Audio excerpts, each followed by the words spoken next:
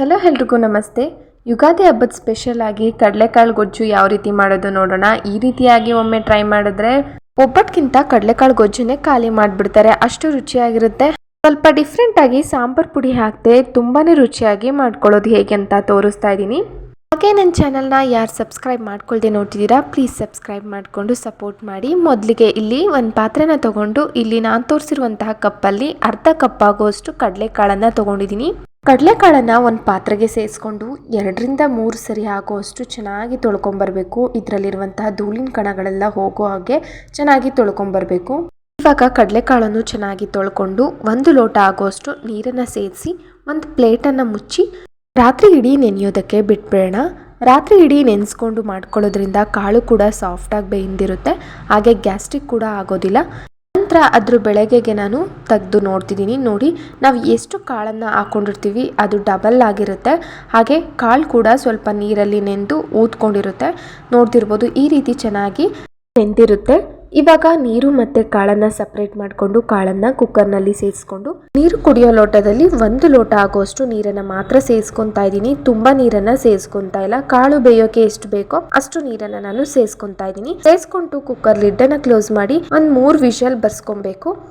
ಅಷ್ಟರಲ್ಲಿ ಮಸಾಲೆನ ರೆಡಿ ಮಾಡ್ಕೊಡೋಣ. ಅದಕ್ಕೋಸ್ಕರ ಒಂದು ಮಿಕ್ಸಿ ಜಾರ್ನ ತಗೊಂಡು 2-3 ಟೇಬಲ್ ಸ್ಪೂನ್ ಆಗುವಷ್ಟು ತೆಂಗಿನಕಾಯಿ ತುರಿನ ಸೇರಿಸ್ಕೊತಾ ಇದ್ದೀನಿ. ಜೊತೆಗೆ 1 ದಪ್ಪ ಸೈಜ್ ಟೊಮೊಟೊ ಹಣ್ಣನ್ನು ಕಟ್ ಮಾಡಿ ಸೇರಿಸ್ಕೊತಾ ಇದ್ದೀನಿ. ಆದಷ್ಟು ಹಣ್ಣಾಗಿರುವಂತಹ ಟೊಮೊಟೊ ಹಣ್ಣನ್ನು ತಗೊಳ್ಳಿ. ಹಾಗೆ 1/4 ಭಾಗ ಈರುಳ್ಳಿಯನ್ನು ಸೇರಿಸ್ಕೊತಾ ಇದ್ದೀನಿ ಉದ್ದುದಾಗಿ ಹಚ್ಚಿಟ್ಕೊಂಡು. ನಂತರ 6-7 ಎಸಳು ಬೆಳ್ಳುಳ್ಳಿನ ಕೂಡ ಸಿಪ್ಪೆ ಸುಳಿದು ಸೇರಿಸ್ಕೊಂಡು ನಂತರ ಒಂದು ಅರ್ಧ ಹಿಡಿ ಆಗುವಷ್ಟು ಕೊತ್ತಂಬರಿ ಸೊಪ್ಪನ್ನ ಸೇರಿಸ್ಕೊತಾ ಇದ್ದೀನಿ. ಜೊತೆಗೆ ಸ್ವಲ್ಪ ಹುರ್ಗಡ್ಲೆ, ಹಾಗೆ 2 ಲವಂಗ, ಚಿಕ್ಕದಾಗಿರುವಂಥದ್ದು 2 ಪೀಸ್ ಚಕ್ಕೆನ ಕೂಡ ಸೇರಿಸ್ಕೊತಾ ಇದ್ದೀನಿ. ಜೊತೆಗೆ ರುಬ್ಬೋದಕ್ಕೆ ಎಷ್ಟು ಬೇಕೋ ಅಷ್ಟು ನೀರನ್ನು ಕೂಡ ಸೇರಿಸ್ಕೊಂಡು ರುಬ್ಕೊಳ್ಳೋಣ. ತುಂಬ ನುಣ್ಣಗೆ ರುಬ್ಕೊಳ್ಳೋಕೆ ಹೋಗಬಾರ್ದು, ಸ್ವಲ್ಪ ತರ್ತರಿಯಾಗೆ ರುಬ್ಕೊಳ್ಳೋಣ. ತುಂಬ ನುಣ್ಣಗೆ ರುಬ್ಕೊಂತು ಅಂದರೆ ಸಾಂಬಾರು ರೀತಿ ಆಗಿಬಿಡುತ್ತೆ, ಸಾಂಬಾರು ಥರ ಟೇಸ್ಟ್ ಕೊಂಡ್ಬಿಡುತ್ತೆ. ಅದರಿಂದ ಈಗ ನೋಡಿ ತೋರಿಸ್ತಿದ್ದೀನಲ್ಲ, ಅಷ್ಟು ತರ್ತರಿಯಾಗಿ ರುಬ್ಕೊಂಡ್ರೆ ಸಾಕು, ತುಂಬ ನುಣ್ಣಗೂ ಬೇಡ.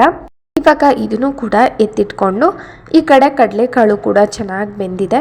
ಈಗ ನೋಡ್ತಿರ್ಬೋದು ಒಂದು ಕಡಲೆಕಾಳನ್ನು ತೋರಿಸ್ತಿದ್ದೀನಿ ನೋಡಿ, ಈ ರೀತಿ 70% ಕಡಲೆಕಾಳು ಬೆಂದಿರುತ್ತೆ 3 ವಿಷಲ್ ಕೂಗಿಸ್ಕೊಂಡ್ರೆ. ಕಡಲೆಕಾಳು ಮತ್ತು ನೀರನ್ನು ಒಂದು ಪಾತ್ರೆಗೆ ಸೇರಿಸ್ಕೊಂಡು ಇದೇ ಕುಕ್ಕರ್ನ ಸ್ವಲ್ಪ ತೊಳ್ಕೊಂಡು ಈ ಕುಕ್ಕರ್ನೇ ಇಟ್ಕೊತಾ ಇದ್ದೀನಿ. ಕುಕ್ಕರ್ನ ಇಟ್ಕೊಂಡು ಕುಕ್ಕರ್ ಬಿಸಿ ಆದ ನಂತರ 2 ಸ್ಪೂನ್ ಆಗುವಷ್ಟು ಎಣ್ಣೆನ ಸೇರಿಸ್ಕೊತಾ ಇದ್ದೀನಿ. ಎಣ್ಣೆ ಬಿಸಿ ಆದ ನಂತರ ಸಾಸಿವೆ, ಹಾಗೆ 1 ರೆಕ್ಕೆ ಕರ್ಬೇವಿನ ಸೊಪ್ಪನ್ನು ಸೇರಿಸ್ಕೊಂಡು ಒಂದು ದೊಡ್ಡ ಸೈಜ್ ಈರುಳ್ಳಿಯಲ್ಲಿ 1/4 ಭಾಗ ಈರುಳ್ಳಿಯನ್ನು ನಾವು ರುಬ್ಬೋದಕ್ಕೆ ಸೇರಿಸ್ಕೊಂಡಿದ್ವಿ. ಇನ್ನು 3/4 ಭಾಗ ಈರುಳ್ಳಿಯನ್ನು ಈ ರೀತಿ ಉದ್ದುದ್ದಾಗಿ ತೆಳುವಾಗಿ ಕಟ್ ಮಾಡಿ ಸೇರಿಸ್ಕೊತಾ ಇದ್ದೀನಿ. ಈರುಳ್ಳಿ ಚೆನ್ನಾಗಿ ಫ್ರೈ ಆಗಬೇಕಾದ್ರೇ 2 ಉದ್ದು ಬದನೆಕಾಯನ್ನು ಈ ರೀತಿಯಾಗಿ ಕಟ್ ಮಾಡಿ ಸೇರಿಸ್ಕೊತಾ ಇದ್ದೀನಿ. ಜೊತೆಗೆ ಒಂದು ಮೀಡಿಯಮ್ ಸೈಜ್ ಆಲೂಗೆಡ್ಡೆನೂ ಕೂಡ ಈ ರೀತಿಯಾಗಿ ಕಟ್ ಮಾಡಿ ಸೇರಿಸ್ಕೊಂಡು 1 ನಿಮಿಷಗಳ ಕಾಲ ಚೆನ್ನಾಗಿ ಫ್ರೈ ಮಾಡ್ಕೊಬೇಕು ಈರುಳ್ಳಿ ಜೊತೆಗೆ ರುಬ್ಬಿಟ್ಕೊಂಡಿರುವಂತಹ ಮಸಾಲೆನೂ ಕೂಡ ಸೇರಿಸ್ಕೊತಾ ಇದ್ದೀನಿ.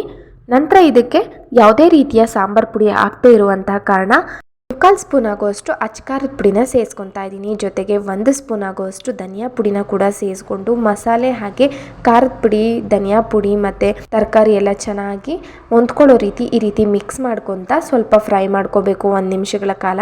ನಂತರ ಬೇಯಿಸ್ಕೊಂಡಿದ್ದಂತಹ ಕಡಲೆಕಾಳನ್ನು ಸೇರಿಸ್ಕೊತಾ ಇದ್ದೀನಿ. ಕಡಲೆಕಾಳಲ್ಲಿ ಜಾಸ್ತಿ ನೀರು ಇಲ್ಲದೆ ಇರೋ ಕಾರಣ ಸ್ವಲ್ಪ ನೀರಿತ್ತು, ಸೊ ಅದ್ರ ಜೊತೆಗೆ ಕಡಲೆಕಾಳು ಜೊತೆಗೆ ನೀರನ್ನು ಕೂಡ ಸೇರಿಸ್ಕೊಂಡು ಈ ರೀತಿ ಚೆನ್ನಾಗಿ ಮಿಕ್ಸ್ ಮಾಡಿಕೊಂಡು ಹದ ನೋಡ್ಕೋಬೇಕು. ಕನ್ಸಿಸ್ಟೆನ್ಸಿನ ಗಟ್ಟಿ ಆಯಿತು ಅನಿಸಿದ್ರೆ ಈ ಹದಕ್ಕೆ ನೀವು ನೀರನ್ನು ಸೇರಿಸ್ಕೊಂಡು ರೆಡಿ ಮಾಡ್ಕೊಳ್ಳಿ. ತುಂಬ ತೆಳುವಾದರೆ ಚೆನ್ನಾಗಿರೋದಿಲ್ಲ, ಸಾಂಬಾರು ರೀತಿ ಆಗಿಬಿಡುತ್ತೆ, ಸಾಂಬಾರು ಟೇಸ್ಟ್ ಬಂದುಬಿಡುತ್ತೆ.